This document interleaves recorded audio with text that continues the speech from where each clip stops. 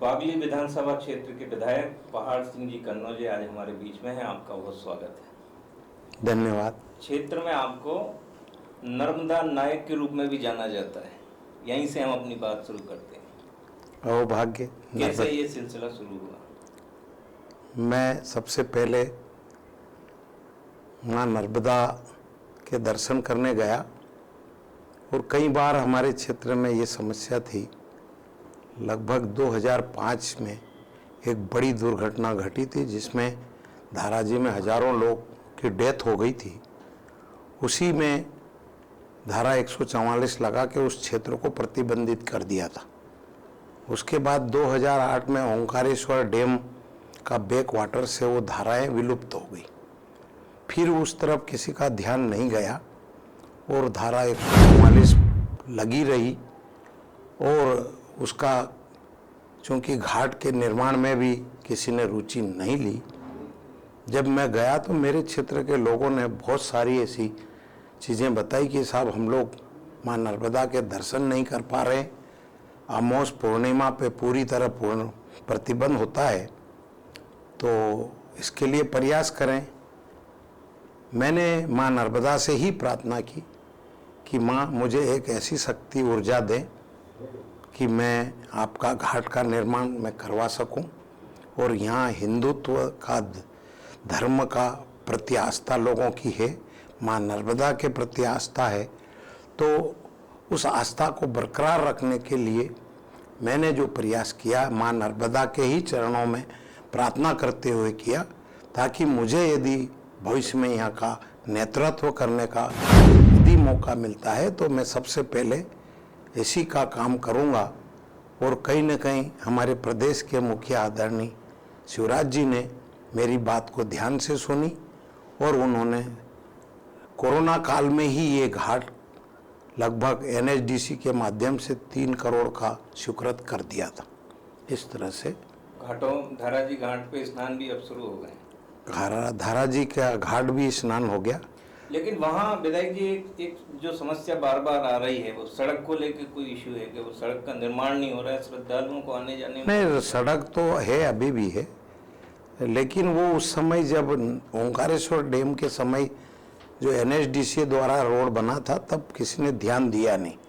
और चूंकि वन विभाग का क्षेत्र पड़ता है तो वो एक एक इंच में कहीं न कहीं रोक लगाते हैं, प्रतिबंध लगाते हैं, रोड को किसी भी तरीके से चौड़ा नहीं होने देते बिना परमिशन के। इस हेतु मैंने लगातार हमारे प्रदेश के मुखिया और शासन के माध्यम से अपनी बात रखी है। हमको लगभग 25 हेक्टेयर ज़मीन छोटे बड़े काम के लिए मिल चुकी है राजोदा गांव में और हमने वन विभाग को हैंडओवर भी कर दी। अब हमें नर्मदा परिक्रमा का भी, जो कि हमने तिरावनिया जो काटकोट से खरगोन के रास्ते आता है और ये जयंती माता हो के खंडवा मानदादा का क्षेत्र जो है 22 किलोमीटर का है और वो सीधे दतुनी नदी फतेहगढ़ से होते हुए खातेगांव में पहुंचता है। इस तरह से हमारे नर्मदा परिक्रमा यात्री लगभग 50 किलोमीटर चलकर 300 किलोमीटर का शॉर्टकट उनको मिला है।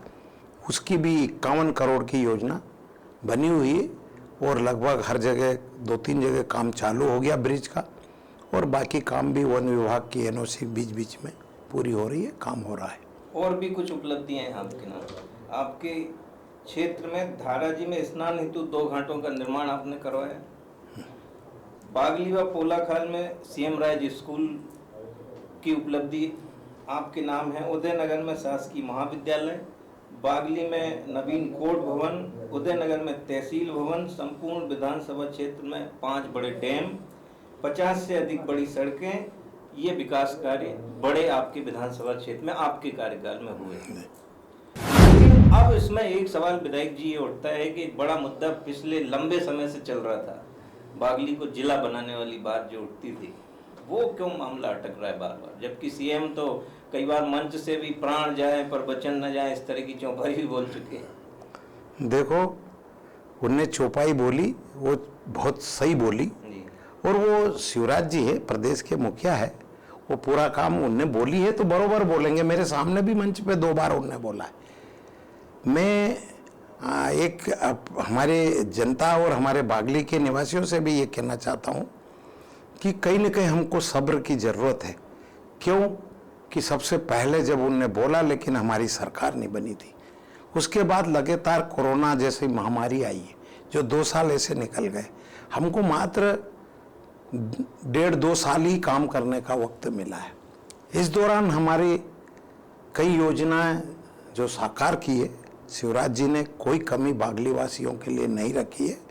और जो भी जिले की यदि उनने बात की है, मैं उचित समय पे, मुझे पूरा भरोसा है कि शिवराज जी हमारे बागली को जिला बनाएंगे और उनकी घोषणा उनने की है तो बिल्कुल पूरी करेंगे। एक और मांग आपकी क्षेत्र से हमारे चैनल में पहुंची है कि नर्मदा सिंचाई योजना कब मूर्त रूप लेगी? देखो, 5,146 करोड़ की जो योजना है और आपके देवास को भी उसका फायदा मिल रहा है। यदि ये योजना मैं कोर्ट नहीं जाता या कमलनाथ की सरकार के समय मैंने 18 क्वेश्चन लगाए थे और इसका पूरी तरह से श्रेय मुझे वही आपने पहला क्वेश्चन जो किया था कि आपको नर्मदा नायक क्यों बोला जा रहा, इसलिए भी ज़्यादातर मुझे नर्मदा नायक के रूप में जाना जाता कि मैंने जो सिंचाई योजना लगभग मेरे विधानसभा के 300 गांव, 1.5-200 गांव हाटपिपलिया विधानसभा के और लगभग 100 गांव देवास के भी इसमें सिंचित होना है। हाटपिपलिया माइक्रो लिफ्ट इरिगेशन, इसमें मेरे द्वारा लगाई गई पिटीशन अभी भी वर्तमान में हाई कोर्ट में वो है, लगी हुई है और वो उसमें मैं नोटिस तामील करवाया जा रहा मेरे द्वारा। और बिल्कुल मेरी अभी 8 दिन पहले भी बात हुई थी सीएम साहब से इसी संबंध में। बहुत जल्दी वो इसके लिए भूमि पूजन और अभी सर्वे रिपोर्ट भी लगभग हर जगह हो गई, काम भी चल रहा है। अंडरग्राउंड जहाँ जहाँ पानी छोड़ना है, कुप गांव जैसी जगह अभी भी काम चल रहा है और भी जहाँ जहाँ जिस डैम में पानी छोड़ना है उसकी पूरी सर्वे चल रही है। और अभी हम लोग बहुत जल्दी माँ नर्मदा और माँ गंगा जी की कलश यात्रा निकालते हुए आदरणीय शिवराज जी को का स्वागत करेंगे। लेकिन टाइम क्या कहीं न कहीं पाबंद है।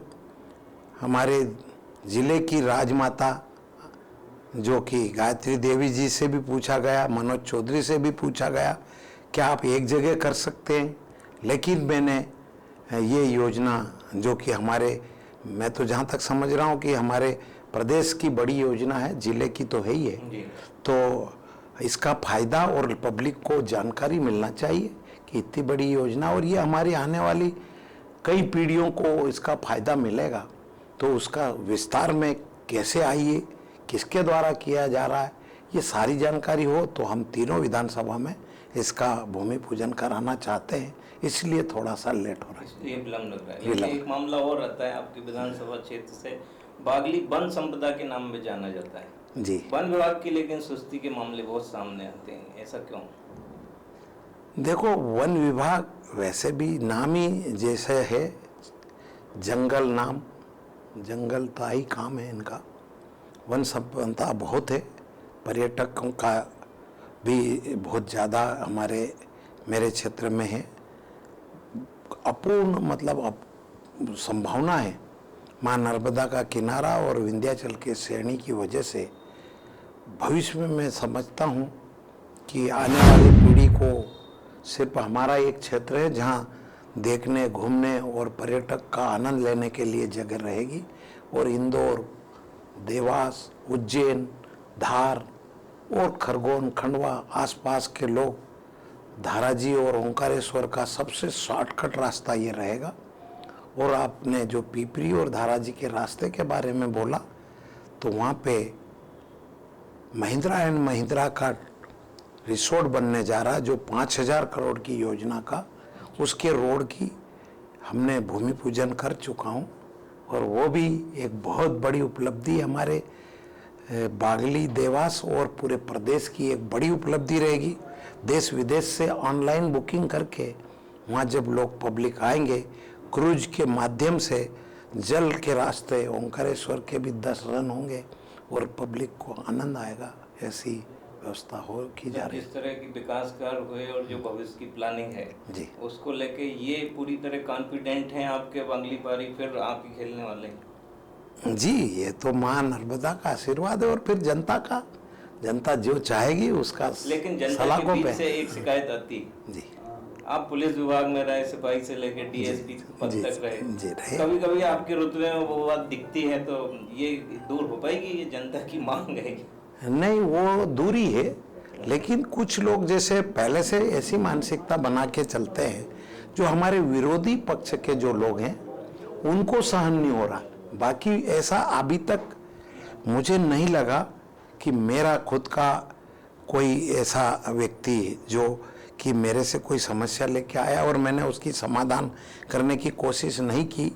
100 काम का समाधान होता है, लेकिन एक आध का नहीं होता, तो कभी कभी वो नाराज़गी प्रकट करते हैं। हमारी पार्टी भी बहुत बड़ी है, लेकिन जिस तरह से मुझे उन लोगों ने नर्मदा नायक का नाम दिया है, तो मैं नहीं समझता हूँ, और मैं यदि ऐसी कोई बात है तो बिल्कुल मैं स्वीकार भी करूँगा, और उनकी बातें अभी तक ऐसा कुछ भी नहीं। पर ये खाली कुछ ऐसे लोग हैं जो नाम कहीं ना कहीं वो भी कहीं ख्वाब देखते होंगे, इसलिए ऐसी बातें रखते हैं। जी, आज आप हमारे स्टूडियो में पधारे, आपका बहुत धन्यवाद। इन्फॉल वुमेन टीम भी ये कामना करती है कि आप समाज के लिए जो बड़े प्रोजेक्ट लेके चल रहे हैं निश्चित तौर से वो पूरे हों। आपका बहुत आभार। Thank you. बहुत बहुत धन्यवाद भाई साहब।